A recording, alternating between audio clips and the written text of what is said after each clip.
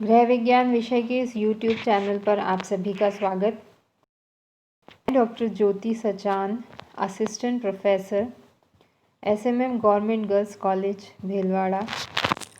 आज के इस वीडियो में हम अध्ययन करने जा रहे हैं ध्वनि प्रदूषण के बारे में, साउंड पोल्यूशन या नॉइस पोल्यूशन। आज का ये जो विषय है, यह विषय गृह विज्ञान के अंतर्गत स्वास्थ्य विज्ञान का अध्ययन करने वाली जो छात्राएं हैं, BA द्वितीय वर्ष की छात्राएं जो स्वास्थ्य विज्ञान विषय का अध्ययन करती हैं, उनके सिलेबस के अकॉर्डिंग यह बनाया जा रहा है। तो आज हम चर्चा करने वाले हैं साउंड पोल्यूशन पर, नॉइस पोल्यूशन पर। वर्तमान समय में जैसा कि आप देख रहे हैं कि बहुत ज़्यादा जो व्हीकल को यूज़ किया जा रहा है, इसके अलावा जो बड़े बड़े कल कारखाने हैं, वहाँ से जो ध्वनि प्रदूषण है वो बहुत अधिक बढ़ रहा है। तो इस विषय के अंतर्गत हम अध्ययन करेंगे ध्वनि प्रदूषण के बारे में, क्या होता है, ध्वनि प्रदूषण के क्या कारण होते हैं, इस ध्वनि प्रदूषण का हमारे स्वास्थ्य पर क्या प्रभाव पड़ता है, इस पर विस्तार से चर्चा करेंगे।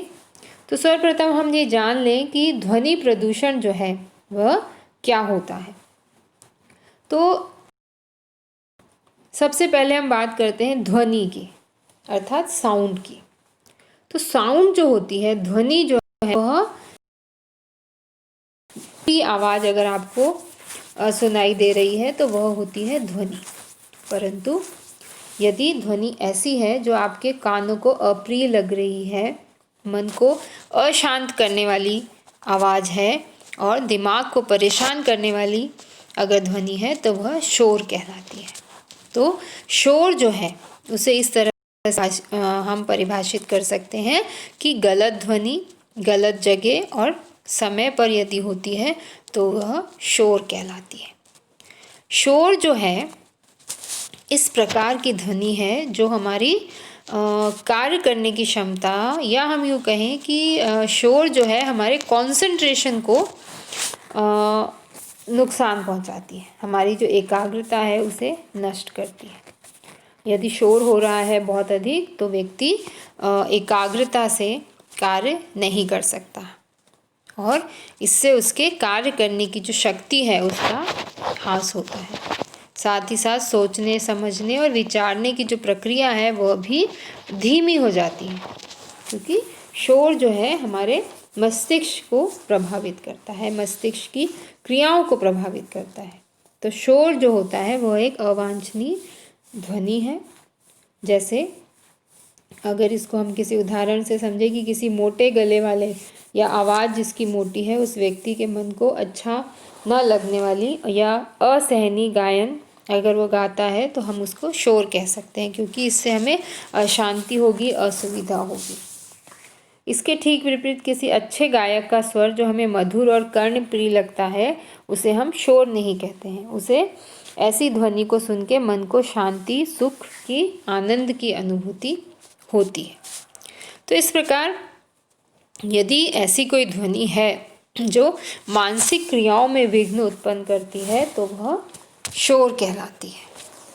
तो शोर और ध्वनि जो होती हैं उनमें मुख्य जो अंतर होता है वो तीव्रता का अंतर होता है। ध्वनि की तीव्रता जो है वो व्यक्ति जो है उसके पर निर्भर करती है। एक ध्वनि जो एक व्यक्ति के लिए प्रिय होती है वही ध्वनि दूसरे के लिए शोर भी हो सकती है। या जैसे यदि कोई व्यक्ति तेज़ आवाज़ में टेप रिकॉर्डर को या रेडियो को सुनता है तो हो सकता है उस व्यक्ति के लिए ध्वनि कर्णप्रिय हो, मन को शांति प्रदान करने वाली हो। परंतु यदि उसी आवाज़ में अगर कोई दूसरा व्यक्ति रेडियो और टेप रिकॉर्डर सुनता है तो वह शोर भी हो सकता है। इसी तरह से बढ़ती हुई जनसंख्या के कारण नगरीकरण, औद्योगिकीकरण और रासायनिक कल कारखाने जो इतने अधिक बढ़ते जा रहे हैं, इसके अतिरिक्त ट्रक जो ट्रांसपोर्टेशन है, बसों की आवाज़, रेलों की आवाज़, ट्रेन्स की आवाज़ और इसके अलावा जो एरोप्लेन्स से जो आवाज़ें निकलती हैं और बड़े बड़े औद्योगिक संस्थानों में या बड़ी बड़ी इंडस्ट्रीज़ में जो मशीनें लगाई जाती हैं उनकी आवाज़ है, इन सब की जो ध्वनि होती है उस ध्वनि की तीव्रता जो है वो अधिक होती है। और जैसे जैसे तीव्रता बढ़ती जाती है यह शोर का रूप धारण कर लेती है और इसी से ध्वनि प्रदूषण होता है। और यही जो ध्वनि की तीव्रता बढ़ना और शोर का रूप धारण कर लेना ध्वनि प्रदूषण कहलाता है। कभी कभी आपने देखा होगा कि छोटे बच्चे जो होते हैं वो भी बहुत ज़्यादा रोते हैं, चिल्लाते हैं, तो वो भी एक तरह से ध्वनि प्रदूषण का कार्य ही करते हैं। और प्राकृतिक रूप से शोर जो है वो बादलों की गड़गड़ाहट में भी होता है, बिजली की कड़क में होता है, पक्षियों के कलरव में होता है, तूफ़ानी जो हवाएं चलती हैं उनमें होता है, ऊंचे पहाड़ों से जो तेज पानी की धार गिरती है उसमें ध्वनि शोर उत्पन्न होता है। भूकंप, ज्वालामुखी फटने के कारण भी प्राकृतिक रूप से ये जो प्रक्रियाएं होती हैं इनमें शोर उत्पन्न होता है। परंतु इस तरह के जो प्राकृतिक कारणों से जो शोर उत्पन्न होता है वो इतना अधिक घातक जो है या हानिकारक नहीं होता है, क्योंकि वो कुछ समय के लिए होता है।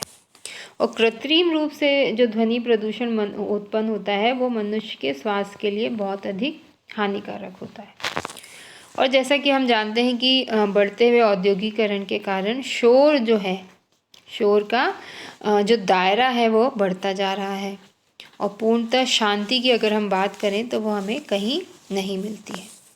और शोर का जो प्रभाव है यह प्रभाव पेड़ पौधों पर भी होता है, मानव पर, पशु पक्षी, भौतिक वस्तुओं पर भी दिखाई देता है। अब ध्वनि की अगर गुणों की बात की जाए तो दो तरह के जो गुण हैं इस ध्वनि में पाए जाते हैं। और जैसे ध्वनि की तीव्रता कितनी है, लाउडनेस कितनी है, और दूसरी ध्वनि की फ्रीक्वेंसी कितनी है। तो तीव्रता और फ्रीक्वेंसी या इंटेंसिटी जो होती है वो इंटेंसिटी कितनी है किसी ध्वनि की, उस पर ये डिपेंड करता है कि वह ध्वनि हमारे लिए वांछित है या अवांछित है। तो 1 डेसिबल जो है, या हम यूँ कहें कि ध्वनि की जो तीव्रता होती है उसे डेसिबल में आंका जाता है।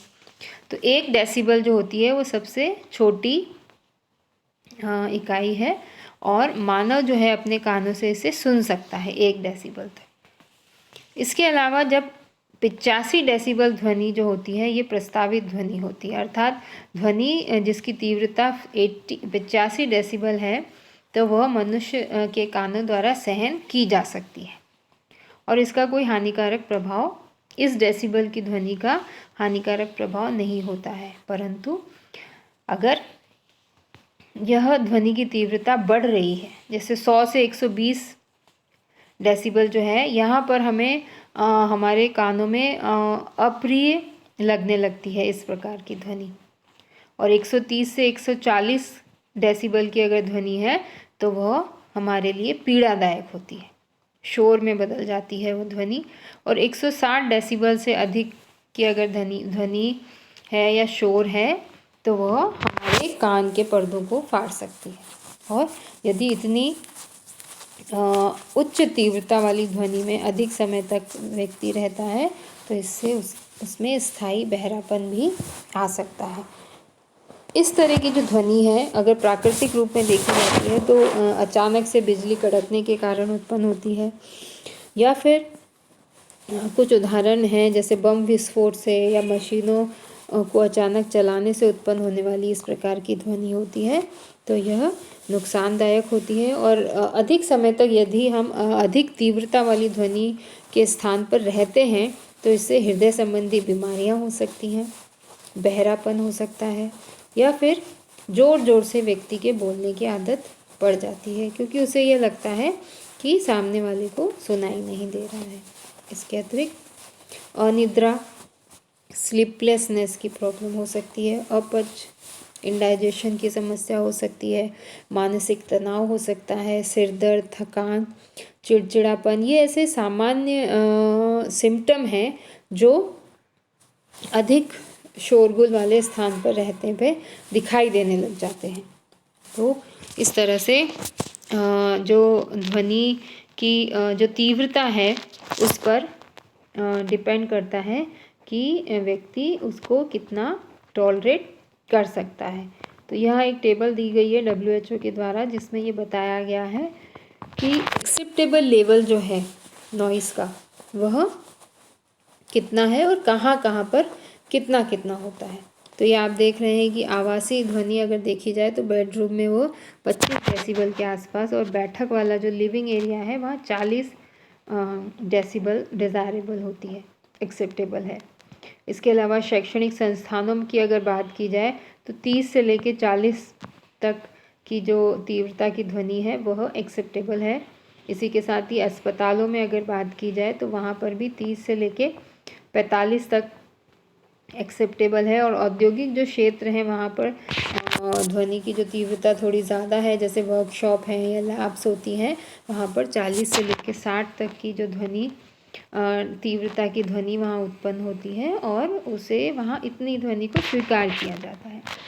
तो इस प्रकार आज हमने अध्ययन किया कि ध्वनि प्रदूषण जो है वह कैसे होता है और ध्वनि किस प्रकार से, किन कारणों से या कैसे प्रदूषित हो रही है, और ध्वनि की तीव्रता के बारे में, ध्वनि की तीव्रता के जो डिफरेंट लेवल हैं उसमें जो एक्सेप्टेबल लेवल है और जो अनडिज़ायरेबल लेवल है उसके बारे में आज हमने चर्चा करी। धन्यवाद।